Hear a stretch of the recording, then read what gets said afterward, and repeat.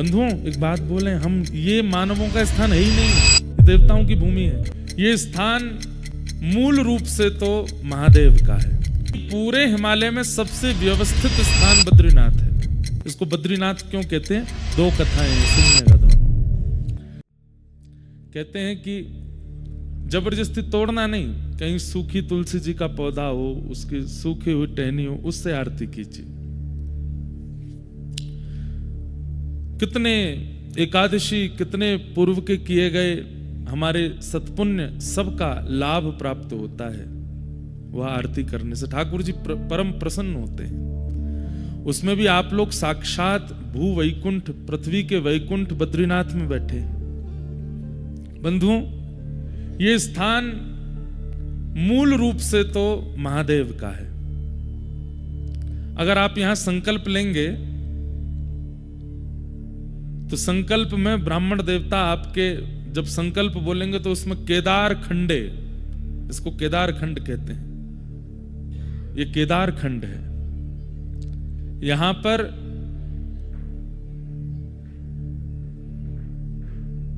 किराए पर हैं हमारे बद्री विशाल भगवान। नारायण भगवान तो यहां किराए पर रह रहे हैं। ये मूल रूप से क्षेत्र तो महादेव का है। और जिन केदारनाथ भगवान का आप लोग दर्शन करते हैं, वे केदारनाथ प्रभु पहले यहीं विराजमान होना चाह रहे थे, क्योंकि पूरे हिमालय में सबसे व्यवस्थित स्थान बद्रीनाथ है। इतनी व्यवस्था और इतना व्यवस्थित वातावरण, ठीक है शीतल तो है, ठंडा तो है, लेकिन आप और कहीं जाकर के चार धाम में इतना लंबा समय नहीं रह सकते। गंगोत्री में रह पाएंगे, पर गंगोत्री बहुत नीचे है, गौमुखी तो बहुत ऊपर, वहां तो रह भी नहीं सकते। तो मूल रूप से चार धामों में बद्रीनाथ जो है ये व्यवस्थित है, यहां पर निवास किया जा सकता है। केदारनाथ में आप ज्यादा दिन नहीं रुक पाएंगे, व्यवस्था इतनी नहीं है। यमुनोत्री में ज्यादा समय नहीं रुक पाएंगे, व्यवस्था नहीं है। गंगोत्री में गौमुखी, जहां से गंगा जी प्रकट है, वहां नहीं रुक पाएंगे। गंगोत्री में तो रह सकते हैं। तो एकमात्र यही क्षेत्र है जहां निवास किया जा सकता है। क्यों? नर नारायण पर्वत की सन्निधि में मध्य में ये समतल भूमि है जहां पर हम लोग बैठे हैं। तो महादेव ने इसी भूमि का चयन किया, हम यहां विराजेंगे। लेकिन नारायण भगवान ने बोली आपसे पहले हमारी दृष्टि पड़ चुकी है यहां पे, हम इसको चुनेंगे। महादेव बोले आपको क्या करना है यहां पे? आप वैकुंठ में रहिए, तीनों लोकों के अधिपति आप, तो पूरी दुनिया में राज कर सकते हैं, लेकिन नाथ ये तप की भूमि है और आपको तप करना नहीं है, तो आप क्यों आएंगे? बोले नहीं, हमें भी तप करना है। महादेव बोले हम आपको तप करते देख नहीं सकते, हमारे स्वामी तप करें ये हम कैसे देख सकते हैं? और आपको तप की आवश्यकता क्यों? तो कल मैंने बताया कि प्रत्येक मानव के लिए तपस्या कर रहे हैं ठाकुर जी। तो पहले महादेव ही विराजमान थे यहां पर, लेकिन नारायण भगवान विचार किए कि राजी राजी नहीं मिलेगी जगह तो छलबल से ले लेंगे हम। और एक छोटे से बालक का रूप धारण करके तप्त कुंड के पास में, जैसे एक बालक किलकारी मार के रोता है, ऐसे ठाकुर जी रोने लगे। पार्वती मैया तप्त सरोवर में स्नान करने जब आई, महादेव से कहा अरे ऐसा लगता है कि कोई देवांगना भ्रमण करने आई थी। बंधुओं एक बात बोले, हम ये मानवों का स्थान है ही नहीं, ये देवताओं की भूमि है। यहां देवता विचरण करते हैं, यहां यक्ष यक्षिणियां विचरण करती हैं, यहां सप्तऋषि विचरण करते हैं, और कईयों को उनका अनुभव होता है।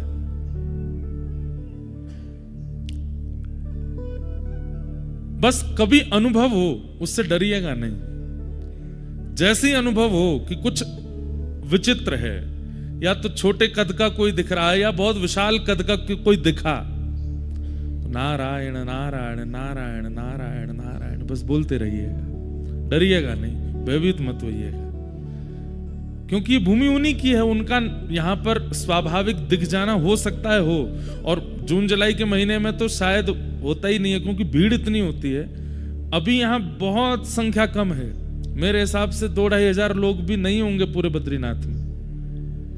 इतनी कम संख्या जब होती है तो निश्चित है कि देवजन्य आ ही जाते हैं। तो हो सकता है कि जो यहां निवास कर रहे हो उनको कुछ अनुभव हो जाए। वो बात अलग है, कोई घोड़ा बेच के सो जाता है तो उसको तो क्या ही अनुभव होगा, पर किसी को अनुभव हो जाए तो भयभीत मत होना, विचलित मत होना, भागना नहीं डर के, बस हाथ जोड़ करके नारायण नारायण नारायण, और थोड़ी सुध-बुध रहे तो जो दिखें उनसे प्रार्थना कर लीजिएगा कि आप आए, बड़ी कृपा। अब उनसे भी प्रार्थना कीजिए कि वो भी अनुग्रह करा दें। होगा कोई अनुभव सूक्ष्म रूप का ही, लेकिन होगा जरूर।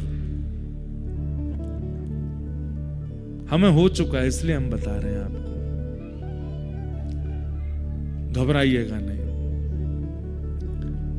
तो ये तो देवांगनाओं की भूमि है, देवताओं की भूमि है। तो छोटे से बालक को देख के पार्वती जी महादेव के पास गई और जाकर के बोली, ऐसा लगता है कोई देवी अपना बालक छोड़ गई है यहीं पे, हम इसका पालन पोषण करेंगे। महादेव बोले रुक जाओ, मुझे तो ये बालक मायावी लगता है।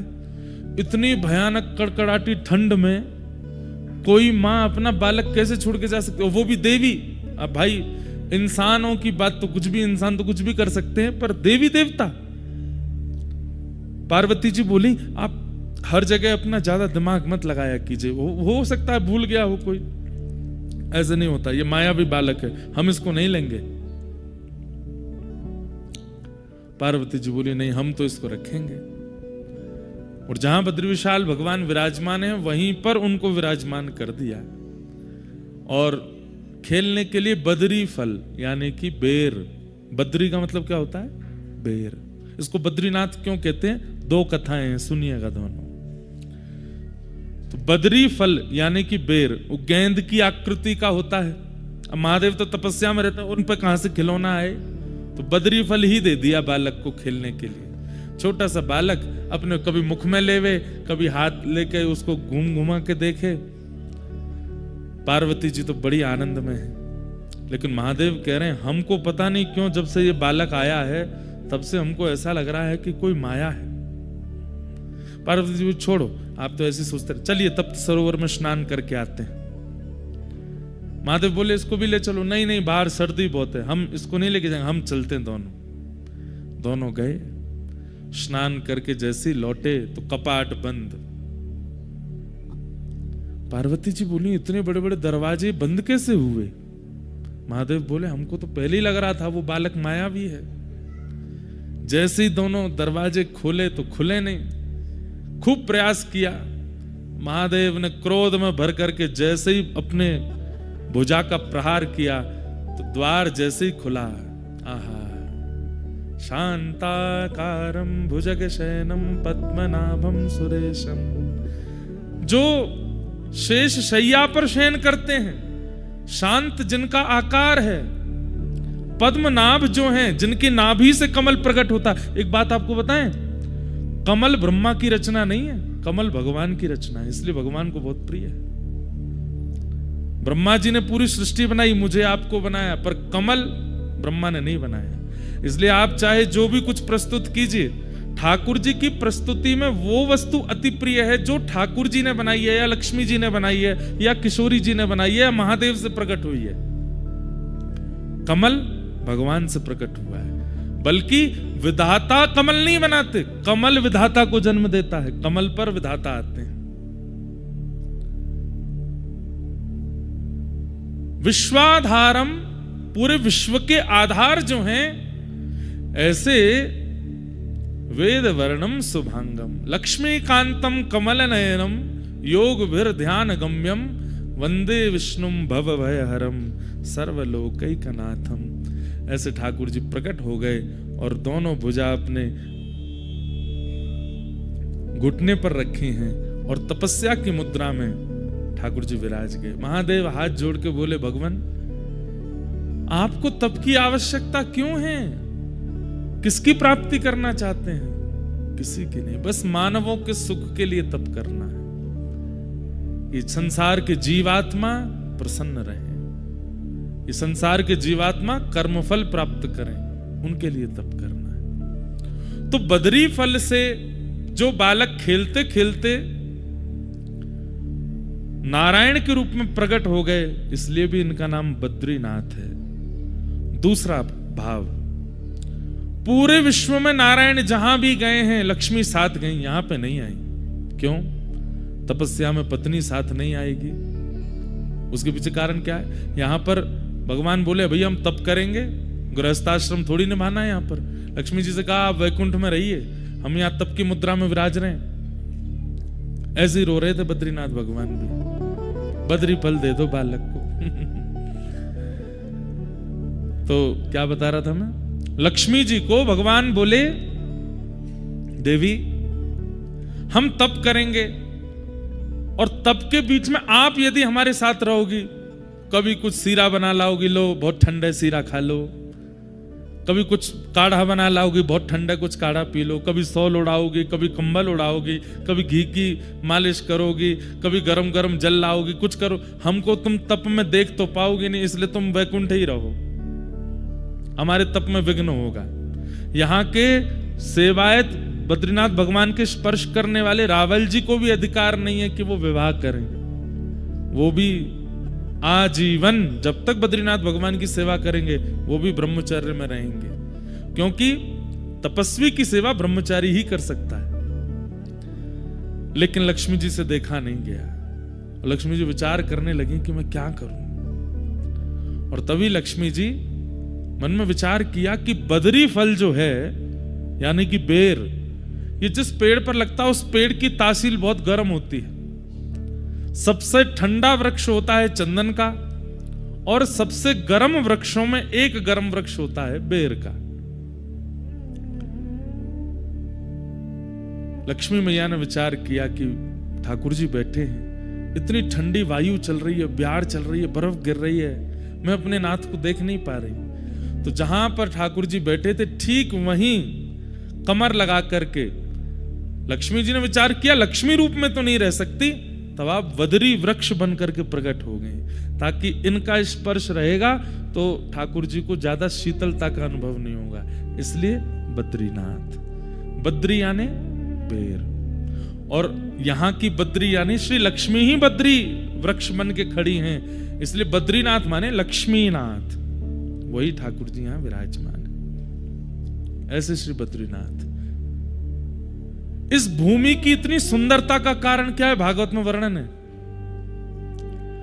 जब भगवान यहां पर तप करने के लिए बैठे, तो कोई भी तप करने बैठे सबसे पहले सिंहासन हिल जाता है इंद्र का। इंद्र सोचता है कि अब ये तप करके मेरे सिंहासन को लेंगे। इंद्र को यह नहीं पता कि वो त्रिलोकीनाथ हैं, वो चाहते हैं तो तुम सिंहासन पर बैठते हो, लेकिन फिर भी उसको चिंता हो गई। इंद्र ने एक ही बाण है उसके पास सबकी तपस्या भंग कराने का, कामदेव से जाकर के कहा ये हमारे तप कर रहे हैं ठाकुर जी, इनको कहीं ना कहीं इंद्र की पदवी चाहिए, आप जाकर के कुछ योजना बनाओ। कामदेव बोले तुम पे एक ही काम है, कोई भी तप करने बैठता है मुझे भेज देते हो। महादेव ने जला करके भस्म कर दिया था मुझको, नारद जी से तुमको कुछ हुआ, नारद जी के लिए भेज दिया, यही करते रहते हो। अभी भगवान तप कर रहे हैं, करने दो उनको। वो नहीं नहीं नहीं नहीं, देवलोक की रक्षा के लिए जाओ। तो कामदेव जब आता है, कोई ऐसा नहीं कि वो पुरुष, वो माहौल बनाता है ताकि चित्त में काम का प्रादुर्भाव हो। और माहौल के लिए उसने क्या किया? सुंदर पवन बहने लगी, सुंदर सुंदर वृक्ष प्रकट कर दिए इन पर्वतों पर, ऐसी सुंदरता फैला दी। यहां थोड़ी दूर पर फूलों की घाटी है, हेमकुंड साहिब जाते हैं वहां पर, ऐसे सुंदर पुष्प हैं, विश्व के सबसे सुंदर पुष्पों की घाटी है यहां पर। कामदेव ने सुंदर पुष्प, सुंदर वृक्ष, सुंदर सब कुछ व्यवस्थित कर दिया कि देख करके सबके चित्त में काम प्रकट होने लगे। लेकिन ठाकुर जी की तपस्या को भंग नहीं कर पाया। ठाकुर जी तो मंद मंद मुस्कान लगे, कोई बात नहीं, अच्छा है हमारे आश्रम को, ये भगवान का आश्रम है, बद्रिका आश्रम, एक प्रकार से आप ठाकुर जी के आश्रम आए हो।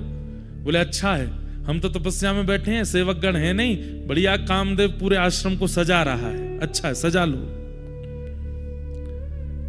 एक बाण चलाया वायु का, दूसरा बाण चलाया सुंदर वातावरण का, लेकिन तब भी ठाकुर जी का मन बिल्कुल विचलित नहीं हुआ। तब उसने तीसरा बाण चलाया, सुंदर सुंदर अप्सराओं को भेज दिया।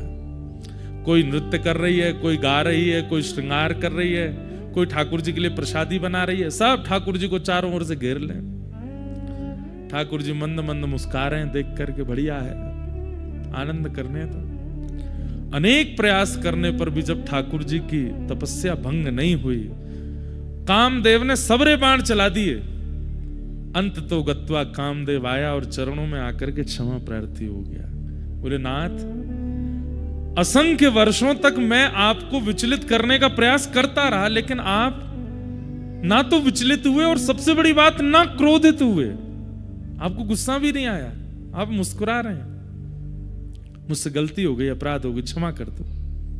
भगवान बोले नहीं, हमको तो बहुत प्रसन्नता है, हम तो यहाँ तपस्या कर रहे थे, उठना हमारा है नहीं, तुमने बढ़िया हमारे आश्रम को सजा दिया, बहुत अच्छा किया। अब जाओ नहीं, सब यहीं रह जाओ, इस नगर की और इस आश्रम की सुंदरता बढ़ाते रहो। तो ये जो सुंदरता है यहाँ पर, ये जो सौंदर्य है, ये किया गया था ठाकुर जी की तपस्या भंग करने के लिए, लेकिन ठाकुर जी ने इस सौंदर्य को सदा के लिए यहीं पर अवस्थित कर दिया। और भगवान ने कहा देखो, हर तपस्या करने वाला अपनी तपस्या तोड़ दे ऐसा नहीं है। और ये तुम बात बात पर अप्सराओं को लाके खड़ा मत किया करो। तुम सोचते हो कि हमें अप्सराएं अपने ऊपर व्याकुल कर लेंगी। बोले गलती हो गई भगवान। भगवान बोले रुको। और ठाकुर जी ने ऐसी अपनी जंघा का, अपनी उरु का जैसे ही घर्षण किया, तो यहां के घर्षण से थोड़ा सा मैल गिरा, और उस मैल से, यहां के घर्षण से उर्वशी प्रकट हो गई। कहते हैं प्रकट तो अनेक अप्सराएं हुई भगवान के ऐसी जंघा का घर्षण करते। ऐसी अप्सराएं प्रकट हुई, ऐसी अप्सराएं प्रकट हुई कि इंद्र अपनी अप्सराओं से सबके मन को विचलित करता है, लेकिन ठाकुर जी के जंघा से जैसे ही अप्सराएं प्रकट हुई, स्वयं कामदेव विचलित हो गया। बोले मैंने सुंदरताएं बहुत देखी, ऐसी नहीं देखी। भगवान बोले अब तुम जो जिनको लेके आए थे उनको तो यहीं व्यवस्थित कर दो, इनमें से किसी एक को ले जाओ। और उनमें से एक को लेकर के इंद्र गए हैं, वही उर्वशी हैं, जिनकी आराधना करने से सुंदर पत्नी की प्राप्ति होती है, ऐसा कहते हैं। सुंदर पत्नी की प्राप्ति होगी, सुंदर रूप की प्राप्ति होती है, सौंदर्य की प्राप्ति होती है उर्वशी। उर्वशी का भी जन्म स्थान है यही बद्रीनाथ। लेकिन तब देवताओं ने आकर के हाथ जोड़ करके ठाकुर जी की आराधना की। और कल हम आरती गा रहे थे ना, वो आरती नहीं, स्तुति है बद्रीनाथ भगवान की। और उस स्तुति में ये भाव करने वाले जैसे नारायण है, वैसा किसी ने नहीं किया। एक संत की वाणी मैंने सुनी, भगवान तप क्यों कर रहे हैं, इसका दूसरा कारण क्या है। कई संतों ने, कई विद्वानों ने, कई ऋषियों ने भगवत प्राप्ति के लिए तप किया, आज भी कर रहे हैं। दो चारों से तो मैं भी मिला हूं जो आज भी तप कर रहे हैं। यहां पर जो चरण पहाड़ी है, आगे माणा से ऊपर सतोपंथ के मार्ग हैं, वहां आगे कई गुफाएं हैं, और वहां कई संत आज भी रहते हैं और रह करके ठाकुर जी के लिए तप कर रहे हैं। तो भगवान कहते हैं कि भाई ये यथामाम प्रपद्यन्ते ताम तथैव भजाम्यहम्, जो मुझे जैसे भजता है मैं उसे वैसे ही मिलता हूं। तो कहीं ना कहीं जब व्यक्ति तप करता है तो ठाकुर जी को अपने ऊपर ऋण जैसा लगने लगता है, भार जैसा लगने लगता है। ठाकुर जी बोले इतनी कठिनाई सह करके, इतना अव्यवस्थित होकर के ये मेरी आराधना कर रहा है, कहीं इसके मन में यह विचार ना आ जाए कि नाथ हम इतना तप करते हैं, आप तो वैकुंठ में आनंद फरमाते हो, आनंद करते हो। तो ठाकुर जी भी यहां तप में बैठे हो। ठाकुर जी बोले तुम सबके तप की तो अवधि है, किसी के 50 वर्ष, 100 वर्ष, 500 वर्ष, 1000 वर्ष, पर मैं ऐसे तप में बैठूंगा जब तक पृथ्वी लोक है, तब तक मेरा तप चलता ही रहेगा। अनावृत तप कर रहे हैं ठाकुर जी। तो कभी अगर ठाकुर जी के सामने कोई गुस्सा करता है, हे नाथ पत्नी छोड़ दी, बच्चे छोड़ दिए, सब छोड़ छाड़ करके हम भजन करते हैं और आप हम पर कृपा नहीं कर रहे, ठाकुर जी बोले हम भी कर रहे हैं, बद्रीनाथ में जाके देख ले, शिकायत मत करें हमसे, हमने भी पत्नी बच्चे छोड़ दिए, अपने एकांत में रह करके हम भी भजन कर रहे हैं। तो कहीं कोई शिकायत ना करे और कहीं कोई ठाकुर जी पर ऋण ना डाल दे, इसलिए भी ठाकुर जी यहां तप में बैठे और हमें दिखाने के लिए बैठे हैं। बोले तुम क्या तप करोगे, हमारा तप देखो कैसा तप है, अद्भुत। ऐसे हमारे श्री बद्री विशाल भगवान, उन्हें हम बारंबार प्रणाम करते हैं, उन्हें बारंबार वंदन करते हैं।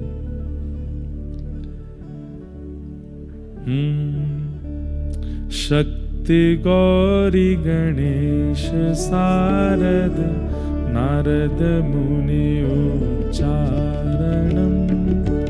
योग ध्यान अपार लीला श्री बद्रीनाथ विश्वंभर, श्री बद्रीनाथ विश्वंभरम। इंद्र चंद्र कुबेर दिनकर धूप दीप निवेदितम, सिद्ध मुनि जन करत जय जय श्री बद्रीनाथ विश्वंभरम, श्री बद्रीनाथ विश्वंभरम, श्री बद्रीनाथ विश्वंभरम। और आशेष सुमिरन करत निस दिन, ध्यान धरत महेश्वरम, श्री वेद ब्रह्मा करत स्तुति बद्रीनाथ विश्वंभरम, श्री बद्रीनाथ विश्वंभरम। कैलाश में एक देव निर्जन, शैल शिखर महेश्वरम, राजा युधिष्ठिर करत स्तुति बद्रीनाथ विश्वंभरम, श्री बद्रीनाथ विश्वंभरम, श्री बद्रीनाथ विश्वंभरम। विश्वंभर, विश्व के जो पालक हैं, ऐसे श्री बद्रीनाथ भगवान, उन्हें हम बारंबार प्रणाम करते हैं, जिनकी आराधना यहाँ इंद्र भी करते हैं, चंद्र भी करते हैं, सूर्य भी करते हैं, कुबेर भी करते हैं, शेष भी करते हैं, महादेव भी करते हैं, यक्ष किन्नर सब आकर के यहाँ पर स्तुति करते हैं। ऐसे बद्री विशाल भगवान को हम बारंबार प्रणाम करते हैं। कितनी बात बता, हमको तो आती रहती हैं कोई ना कोई बातें। स्वर्ग का मार्ग भी यही है। अच्छा, आज सुबह एक भावना चित्त में आई, स्वर्ग का रास्ता, यहीं से पांडव लोग गए थे स्वर्गारोहण को। स्वर्ग का रास्ता तो यह है, पर वैकुंठ का रास्ता, वैकुंठ का रास्ता कहां है बताओ, किसी को पता है? वैकुंठ का रास्ता शरीर, ये शरीर ही वैकुंठ दिलाता है। ये 4 पहिया गाड़ी होती है, वही ले जाती है कहीं ना कहीं। ऐसे ये 4 पहिया हैं हमारे, 2 हाथ 2 पैर, ये 2 आंखें, ये 2 हेडलाइट हैं हमारी। ये पेट्रोल डालने वाला जो टैंक होता है वो ये रहा, मुंह यहीं से जाता है सब। पेट जो है टैंक है, कोई गाड़ी की 50 लीटर होती है, कई 60 लीटर, कोई 80-90 लीटर, ऐसे हम सबके भी लीटर बने हुए हैं। कोई 2 रोटी, कोई 4 रोटी, कईयों के तो महाराज 18 रोटी चल जाती हैं, कई तो नाप के पाते हैं, इतनी चाहिए। आजकल तो ऐसे बच्चे नहीं है, पर हमने देखे हैं ऐसे भी। कबऊ खिला दो। ऐसे ऐसे जीव हैं महाराज संसार में, भोजन का नाम ले दो और उनको भूख लगाती है। हमारे परिकर में भी हैं 2-4 ऐसे। यहां पे नहीं है, इधर मत देखना कहीं। वो आए नहीं है। क्यों नहीं आए? कोई बद्रीनाथ में भोजन मिलेगा ही नहीं। कम खाना होता है ना यहाँ पे। तो ये शरीर गाड़ी है, स्वर्ग का रास्ता। लोग बाग कहते हैं, मेरे को फोन पे भी अभी बात कर रहे, बोले वहां तो स्वर्ग की सीढ़ियां दिखाई देती हैं। मैंने हाँ, आपने देखी? मैंने नहीं, मैंने वैकुंठ की देखी। अरे वैकुंठ की देखी आए? मैं स्वर्ग वाली से तो फिर भी उतर के आना पड़ता है कभी ना कभी। छिन्ने पुण्य मर्त लोकम विसंति। पर वैकुंठ की सीढ़ी देखने वाला, वैकुंठ जाने वाला दोबारा लौट के नहीं आता। वैकुंठ की सीढ़ी क्या है? तब मन में आया, वैकुंठ का रास्ता तो शरीर है।